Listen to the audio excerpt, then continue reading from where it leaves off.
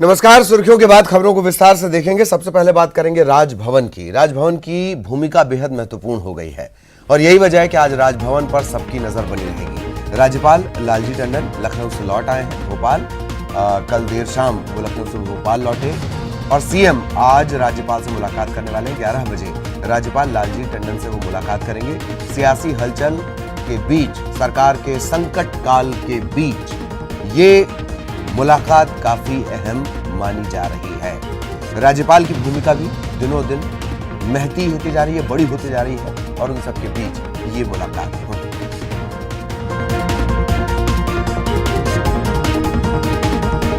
राज्यपाल लालजी टंडन लखनऊ से भोपाल लौट चुके हैं। होली की छुट्टियों के लिए वो लखनऊ गए हुए थे। हालांकि उन्होंने वहां से ये कहा था कि उनके पूरे इस सियासी घटनाक्रम, उठापटक और तमाम जो स्थितियां हैं उन पर लगातार नजर बनी हुई है और यही वजह है कि आज सीएम कमलनाथ उनसे मुलाकात करने जब पहुंचेंगे तकरीबन 11 बजे तो सभी की निगाहें न सिर्फ सूबे की बल्कि पूरे देश की निगाहें उस घटनाक्रम पर टिकी रहेंगी।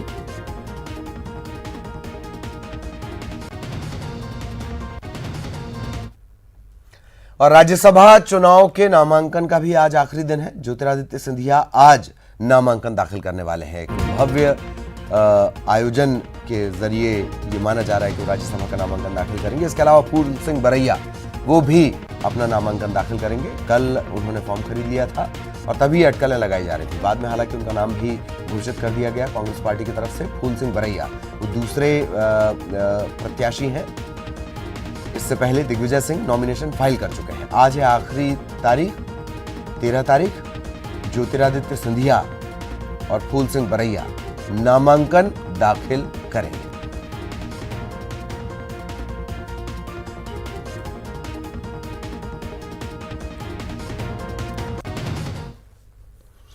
तो महाराज के बीजेपी में शामिल होने के बाद कांग्रेस के सत्ता का समीकरण ही नहीं गड़बड़ाया बल्कि राज्यसभा के चुनाव को लेकर भी सियासी गणित गड़बड़ा गया है।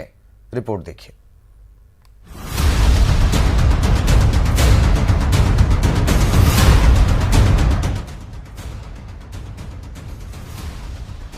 का खेल जारी है। ज्योतिरादित्य सिंधिया ने कांग्रेस छोड़ बीजेपी का दामन थाम लिया है। सिंधिया के इस कदम से प्रदेश की सत्ता की समीकरण ही नहीं बल्कि राज्यसभा की 3 सीटों पर होने वाले चुनाव का गणित भी बदल जाएगा। कांग्रेस की 2 राज्यसभा सीट जीतने के सपने को सिंधिया के समर्थक और विधायकों ने पूरी तरह से धूमिल कर दिया है और अब इस सीट पर भी बीजेपी की जीत तय मानी जा रही है। राज्यसभा की 3 सीटों पर 26 मार्च को चुनाव होने वाले हैं। राज्यसभा की इन तीनों सीटों के लिए होने वाले चुनाव में एक सीट कांग्रेस और बीजेपी को मिलना तय है, लेकिन तीसरी सीट को लेकर घमासान मच गया है। कांग्रेस विधायकों के बगावत के बाद दूसरी सीट पर कांग्रेस की पकड़ कमजोर और बीजेपी की स्थिति मजबूत हुई है। मध्य प्रदेश कोटे से बीजेपी के प्रभात झा और सत्यनारायण जटिया तो कांग्रेस के दिग्विजय सिंह का राज्यसभा कार्यकाल पूरा हो रहा है। बीजेपी ने ज्योतिरादित्य सिंधिया और सुमेर सिंह सोलंकी को राज्यसभा प्रत्याशी बनाया है तो कांग्रेस ने दिग्विजय सिंह और फूल सिंह बैरैया को उम्मीदवार बनाया है। सियासी संकट से पहले बीजेपी के कोटे में महज एक राज्यसभा सीट जाती दिख रही थी, लेकिन अब दूसरी सीट पर भी बीजेपी कब्जा जमा सकती है। मध्य प्रदेश में विधानसभा की कुल 230 सीटें हैं और इसमें से 2 सीट खाली है, जिसके बाद कुल संख्या 228 है। सिंधिया की बगावत के बाद अब तक 22 कांग्रेस विधायकों ने इस्तीफा सौंपा है। ऐसे में अगर इन कांग्रेसी विधायकों का इस्तीफा स्वीकार हो जाता है तो कुल संख्या 206 हो जाएगी। सिंधिया के बीजेपी का दामन थामने और 22 कांग्रेस विधायकों के इस्तीफा देने के बाद सियासी समीकरण पूरी तरह से बदल गए हैं। कांग्रेस के 114 में से 22 के इस्तीफे के बाद अब ये आंकड़ा 92 पहुंच गया है। इसमें 4 निर्दलीय विधायकों को जोड़ लें तो ये आंकड़ा 96 पहुंचता है। वहीं बीजेपी के पास फिलहाल 107 विधायक हैं। इसके अलावा बीएसपी के 2 और सपा का 1 विधायक है। इस तरह से बीजेपी की झोली में दूसरी सीट भी जानी तय मानी जा रही है। Bureau report, news 18।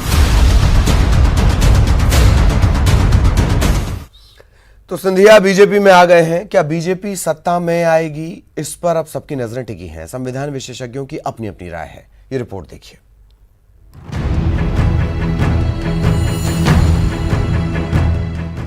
सिंधिया अब बीजेपी के हो गए हैं। महाराज के समर्थक विधायकों ने बगावत कर दी है, इस्तीफे भी दे दिए हैं, जिसके बाद कांग्रेस की सत्ता डोलने लगी है। देखिए, नियम हमारा जो है प्रक्रिया कार्य संचालन नियम है ये। इसका नियम है 276। 276 ये कहता है कि अगर वो पर्सनली आते हैं और वो ये स्पीकर को बताते हैं कि साहब हमने स्वेच्छा से इस वाकत दिया है, तो स्पीकर समाधान हो जाएगा, तो स्पीकर स्वीकार कर लेगा। लेकिन 276 का एक ख ये कहता है कि अगर वो डाक से आता है, उसका इस्तीफा ईमेल से आता है या कोई व्यक्ति विशेष लेकर के आता है, तो स्पीकर को ये जांच करना चाहिए कि वो उन्होंने स्वेच्छा से दिया है, लोभ लालच से नहीं दिया है। उनको पर्सनली बुला करके स्पीकर पूछेगा। ये नैसर्गिक न्याय का सिद्धांत भी है। वहीं भूपेंद्र सिंह ने स्पीकर से कांग्रेस के 19 विधायकों के इस्तीफे मंजूर करने का अनुरोध किया, तो उधर 13 विधायकों को विधानसभा स्पीकर ने नोटिस जारी कर दिया है। स्पीकर के मुताबिक जो भी कानून कहता है उसके तहत कार्रवाई की जाएगी।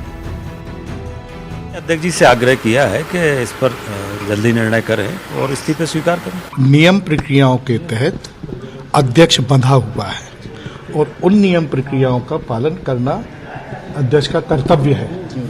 तदनुसार अध्यक्ष अपनी कार्यवाही कर रहा है। कांग्रेस ने विधायकों के इस्तीफे पर सवाल खड़ा किया।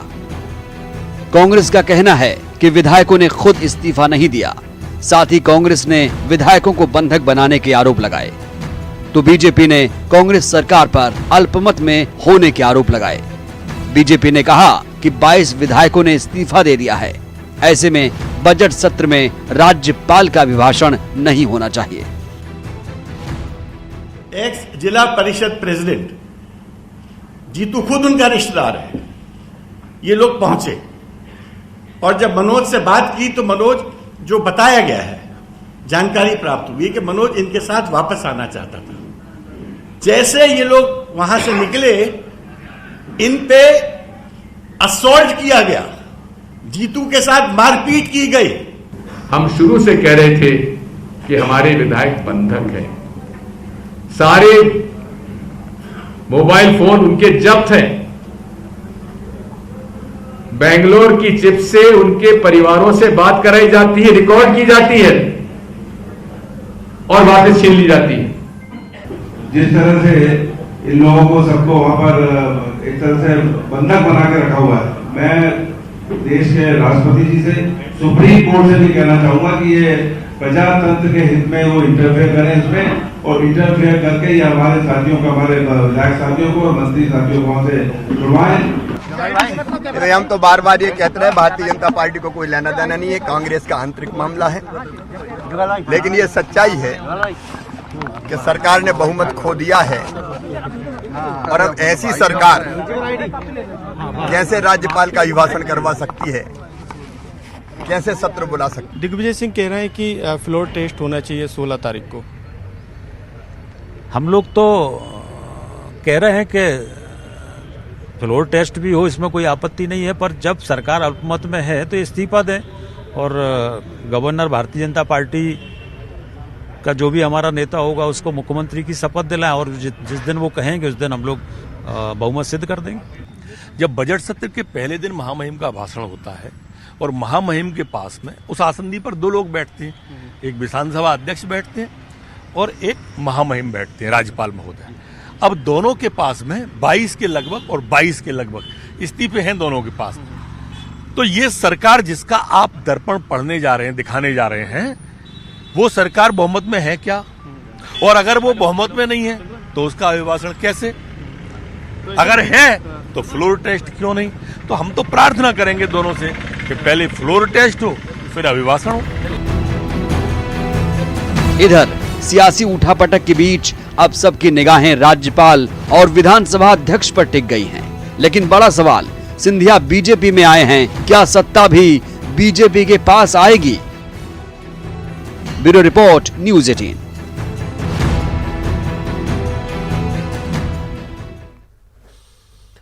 और कांग्रेस के कुल 22 विधायकों ने इस्तीफा दे दिया है। इधर 13 विधायकों को विधानसभा स्पीकर ने नोटिस जारी किया था। इनका नोटिस पीरियड आज खत्म हो रहा है।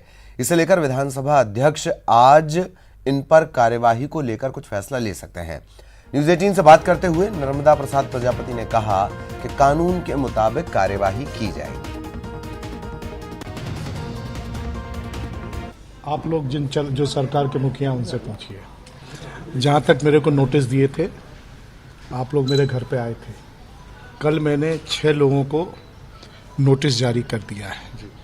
आज मैं 7 लोगों को और नोटिस जारी कर रहा हूँ। जो प्रक्रियाएं हैं, मैंने उस दिन भी कहा था, आज भी कह रहा हूँ, नियम प्रक्रियाओं के तहत अध्यक्ष बंधा हुआ है और उन नियम प्रक्रियाओं का पालन करना अध्यक्ष का कर्तव्य है। तदनुसार अध्यक्ष अपनी कार्यवाही कर रहा है। सर, क्या नोटिस के बाद अगर नहीं आते, उपस्थित नहीं होते? ये देखो, काल्पनिक प्रश्न मत करिए, अगर मगर मत करिए। उसके बाद जो चीज होगी वैसा निर्णय लूंगा। सर, विधानसभा संचालन कार्रवाई प्रक्रिया में साफ कहा गया है कि अगर बजट सत्र में पहला सबसे टॉप प्रायोरिटी राज्यपाल का भाषण होता है, अगर फ्लोर टेस्ट की मांग हाउस में होती है तो क्या निर्णय स्पीकर का होगा? ये अभी सब काल्पनिक बातें हैं। आपका प्रश्न काल्पनिक है, इसलिए मैं काल्पनिक उत्तर नहीं दे सकता। और यहां रुकेंगे एक ब्रेक के लिए। और एक और बड़ी खबर जिस पर आज लगातार नजर बनी रहेगी, आपके लिए हम इस पर नजर बनाए रखेंगे, वो है विधायक बचाओ मुहिम। ऐसा हम इसलिए कह रहे हैं क्योंकि दोनों ही दलों ने अपने अपने विधायकों को खरीद फरोख्त से बचाने के लिए प्रदेश के बाहर शिफ्ट किया हुआ है। यह भी पहली बार ही हुआ है कि बीजेपी ने भी अपने विधायकों को शिफ्ट किया है। कांग्रेस के विधायक जयपुर के रिसोर्ट में हैं, अलग अलग 2 रिसोर्ट, ब्यूना विस्टा रिसोर्ट। यहां पर कांग्रेस नेताओं का आना जाना लगा है। राजस्थान के प्रभारी अविनाश पांडे, मंत्री रघु शर्मा कल कांग्रेस विधायकों से मिलने पहुंचे। इससे पहले हरीश रावत, मुकुल वासनिक, वो भी विधायकों से मिलने पहुंचे। दोनों नेताओं ने विधायकों का हौसला बढ़ाया। राज्यसभा चुनाव और फ्लोर टेस्ट को लेकर जरूरी बातें भी बताई। जयपुर के ब्यूना विस्टा रिसोर्ट में जहां कांग्रेस विधायक ठहरे हैं, वहीं राजस्थानी लोकगीतों की प्रस्तुति और नृत्य की प्रस्तुति भी की जा रही है। थक गए हैं राजनेता काम करते करते, इस वजह से वो नृत्य और संगीत में किसी तरह अपने आप को रमा रहे हैं। कांग्रेस के विधायक राजस्थानी लोकगीत और लोक नृत्य का लुत्फ उठा रहे हैं। मनोरंजन का यह खास आयोजन विधायकों के लिए किया गया। गुरुग्राम के मानेसर में एक रिसोर्ट में बीजेपी के विधायक ठहरे हुए हैं। यहाँ बीजेपी विधायकों से कैलाश विजयवर्गीय ने मुलाकात की। विजयवर्गीय के साथ गाड़ियों का काफिला भी गया था। एक मिनी बस भी रिसोर्ट के अंदर गई थी और एक तरफ की तस्वीरें तो आ गई हैं कि विधायक इतने परेशान हो गए थे, थक गए थे या बिकने का डर था। आपके जनसेवक बिकते भी हैं, इनके बिकने का डर था, तो नृत्य और संगीत की महफिल उनके लिए रखी गई। दूसरे तरफ की तस्वीरें ही सामने नहीं आ रही। मानेसर की जो तस्वीरें हैं, जहां बीजेपी के 106 करीब विधायक रखे गए हैं, वहां की तस्वीर ही सामने नहीं आ रही। ये भी पहली बार हुआ है कि बीजेपी को भी ये डर है कि उसके जो कर्तव्यनिष्ठ समर्पित कार्यकर्ता हैं, वो भी बिक सकते हैं।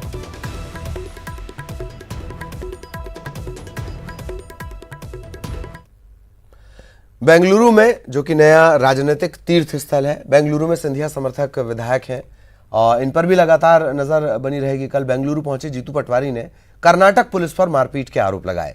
कांग्रेस ने बेंगलुरु में जीतू पटवारी का एक वीडियो जारी किया है। कांग्रेस ने आरोप लगाया कि वीडियो में जीतू पटवारी के साथ मारपीट की गई। हालांकि जितनी भी तस्वीरें जारी की गई, उनमें मार और पीट दोनों नजर नहीं आती हैं। उल्टा यह लगता है कि जीतू पटवारी सरकारी काम में बाधा जरूर डाल रहे हैं।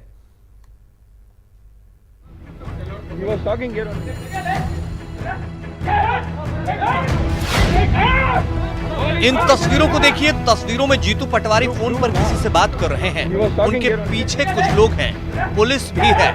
कांग्रेस दावा कर रही है कि ये वीडियो बेंगलुरु के हैं, जहां विधायक मनोज चौधरी को बीजेपी ने बंधक बनाया हुआ है।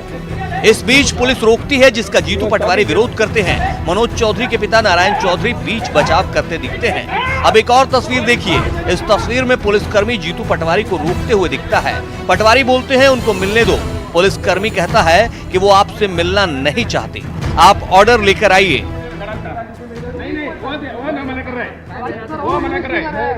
जीतू पटवारी पूछते हैं कि किससे ऑर्डर लेना है। और एक और तस्वीर देखिए, यहाँ बहस होती है। जीतू पटवारी हैं, नारायण चौधरी हैं। यहाँ भी पुलिसकर्मी से जीतू पटवारी की बहस होती है। अब एक और तस्वीर देखिए। तस्वीरों में नीले रंग की बस है। इस बस में जीतू पटवारी और उनके साथ गए लोगों को बिठाया जा रहा है। अब जीतू पटवारी की बात सुनिए। ये अद्भुत है और मैं मानता हूँ कि आप लोगों आदमी का नाम लेकर आपका नाम क्या ध्यान देना चाहिए, देश को ध्यान देना चाहिए। उसके पिता को नहीं मिलने जा रहा है, मनोज चौधरी के पिता नारायण चौधरी। ये केवल वहाँ बात वो नारियाता बात करके इतने में तो इन्होंने बिल्कुल जैसा ऐसा कर दिया जैसे कोई अपराधी हो, मंत्री जी के साथ में सबके साथ में गलत हरकत करी और बहुत ही घटिया शब्द बोले हैं। मैं मानता हूँ कि इस तरह की तानाशाही पुलिस की बर्दाश्त नहीं होगी। मध्य प्रदेश में सारे विधायक। कांग्रेस ने इन वीडियो को प्रेस कॉन्फ्रेंस में जारी किया और बीजेपी पर विधायकों को बंधक बनाने के आरोप लगाए हैं। एक्स जिला परिषद प्रेसिडेंट जीतू खुद उनका रिश्तेदार है। ये लोग पहुंचे और जब मनोज से बात की तो मनोज, जो बताया गया है, जानकारी प्राप्त हुई कि मनोज इनके साथ वापस आना चाहता था। जैसे ये लोग वहां से निकले, इन पे असॉल्ट किया गया, जीतू के साथ मारपीट की गई। हम शुरू से कह रहे थे कि हमारे विधायक बंधक हैं। सारे मोबाइल फोन उनके जब्त हैं। बेंगलोर की चिप से उनके परिवारों से बात कराई जाती है, रिकॉर्ड की जाती है और वापस छीन ली जाती है। जिस तरह से इन लोगों को सबको वहां पर एक तरह से बंधक बना के रखा हुआ है, मैं देश के राष्ट्रपति जी से, सुप्रीम कोर्ट से भी कहना चाहूंगा कि ये प्रजातंत्र के हित में वो इंटरफेयर करें इसमें, और इंटरफेयर करके ये हमारे साथियों को, हमारे विधायक साथियों को और मंत्री साथियों को वहां से छुड़वाएं। कुल मिलाकर एमपी की सियासत में नई तस्वीर, नए बयान और नए खुलासों का दौर जारी है। Bureau report, news 18। Sir minister इधर है, मिनिस्टर इधर है। और इधर बीजेपी में सिंधिया के आने के बाद बीजेपी में डिनर और लंच डिप्लोमेसी हो रही है। कल रात सिंधिया ने पूर्व मुख्यमंत्री शिवराज सिंह के घर पहुंचे, डिनर किया। सिंधिया के साथ बीजेपी के कई नेता भी इस डिनर में मौजूद रहे। आज दोपहर 1 बजे वो पूर्व मंत्री नरोत्तम मिश्रा के यहाँ दोपहर 1 बजे खाना खाने पहुंचेंगे। डिनर हो गया था, आज नरोत्तम मिश्रा के यहाँ उनका लंच होने वाला है।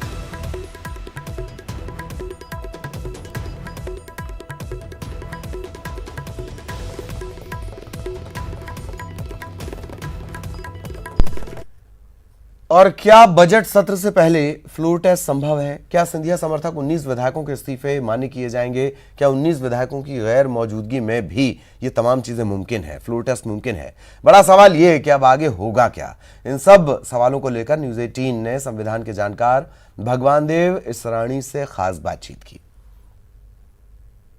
संविधान के जानकार भगवान देव इसरानी जी हमारे साथ इस वक्त मौजूद हैं। जो सियासी घटनाक्रम चल रहा है और जिस तरह कहा जा रहा है कि फ्लोर टेस्ट करवाया जाए पहले, तो क्या ये इस स्थिति में संभव है? देखिए, मांग करने में कोई अनुचित बात नहीं है, ये राजनीतिक मांगें होती हैं, लेकिन टेक्निकली देखा जाए तो जो 19 विधायक इस्तीफा दे चुके हैं, इसीलिए ये बातें आ रही हैं। लेकिन 19 विधायक अभी तक पर्सनली मौजूद होकर स्पीकर के पास अपने इस्तीफे की बात स्वीकार नहीं कर पाए हैं और उनके इस्तीफे स्वीकार नहीं हुए अभी तक। लेकिन जो इस्तीफा उन्होंने भेजा है वो हस्तलिखित है, उस पर उनके हस्ताक्षर भी हैं। नियम क्या कहता है? अगर कोई लिखकर अपना इस्तीफा भेज रहा है तो वो क्या मान्य होगा या नहीं होगा? देखिए, नियम हमारा जो है प्रक्रिया कार्य संचालन नियम है, ये इसका नियम है 276। 276 ये कहता है कि अगर वो पर्सनली आते हैं और वो ये स्पीकर को बताते हैं कि साहब हमने स्वेच्छा से इस वाकपत दिया है, तो स्पीकर समाधान हो जाएगा, तो स्पीकर स्वीकार कर लेगा। लेकिन 276 का एक ख ये कहता है कि अगर वो डाक से आता है, उसका इस्तीफा ईमेल से आता है या कोई व्यक्ति विशेष लेकर के आता है, तो स्पीकर को ये जांच करना चाहिए कि वो उन्होंने स्वेच्छा से दिया है, लोभ लालच से नहीं दिया है। उनको पर्सनली बुला करके स्पीकर पूछेगा। ये नैसर्गिक न्याय का सिद्धांत भी है। मध्यावधि चुनाव की स्थिति भी बन सकती है? नहीं, बाई इलेक्शन होंगे। मध्यावधि चुनाव की स्थिति तब बनती है सामान्यतः जब सरकार बनने की संभावनाएं समाप्त हो जाए। दोनों तरफ से जी। जब राज्यपाल ये देखेंगे संभावनाएं बिल्कुल खत्म हो चुकी हैं तभी ये स्थितियां आती हैं, फिलहाल तो वो स्थिति है ही नहीं जी। तो जैसा संविधान विशेषज्ञ सानी जी हमें बता रहे हैं कि फिलहाल की जो स्थिति है, जब तक ये 19 विधायक और 3 और विधायक फिजिकली आकर अपना इस्तीफा नहीं सौंपते हैं, तब तक ये भी नहीं कहा जा सकता कि कमलनाथ सरकार पर कोई संकट है या वो अल्पमत की स्थिति में है। शिफाली, न्यूज़ 18 मध्य प्रदेश। और भोपाल से बड़ी खबर इस वक्त मिल रही है। सियासी उठापटक के बीच सरकार का बड़ा फैसला, गेहूं खरीदी पर किसानों को दी जाएगी प्रोत्साहन राशि। 160 रुपए प्रति क्विंटल की प्रोत्साहन राशि दी जाएगी। 1 अप्रैल 2020 से खरीदी शुरू होगी। सहयोगी अनुराग इस वक्त हमारे साथ जुड़े हुए हैं। अनुराग, क्या कुछ जानकारी? देखिए, राज्य सरकार ने फैसला लेते हुए गेहूं पर खरीदी की शुरुआत करने का फैसला लिया है और इसी के तहत सरकार ने जो 160 रुपए प्रति क्विंटल बोनस जो प्रोत्साहन राशि के रूप में देने का फैसला किया था, उसको अब 1 अप्रैल 2020 से अमल में लाया जाएगा। और इस बात की जानकारी मुख्यमंत्री कमलनाथ ने भी अपने ट्वीट के जरिए दी है कि किसानों को जो गेहूं खरीदी है उस पर प्रोत्साहन राशि दी जाएगी और 160 रुपए प्रति क्विंटल के हिसाब से किसानों के खाते में ये राशि जमा की जाएगी। 1 अप्रैल से ये पूरी की पूरी प्रक्रिया शुरू होगी। तो कोशिश इसी बात को लेकर है कि जो सरकार की योजनाएं हैं और जो घोषणाएं की थी उस पर फिलहाल अमल जारी रहे, चूंकि अभी भी प्रदेश में सरकार काबिज है, लेकिन सियासी उठापटक के बीच में जो योजनाओं पर किसी तरीके का असर ना हो, इसको लेकर भी अब कवायद तेज हो गई है और जो रोजमर्रा की व्यवस्थाओं के तहत जो योजनाएं संचालित हो रही हैं उन पर अब अमल शुरू हो गया है। चलिए, बहुत बहुत शुक्रिया अनुराग इस तमाम जानकारी के लिए। सहयोगी अनुराग हमारे साथ जुड़े हुए थे और यहाँ एक ब्रेक के लिए रुक रहे हैं।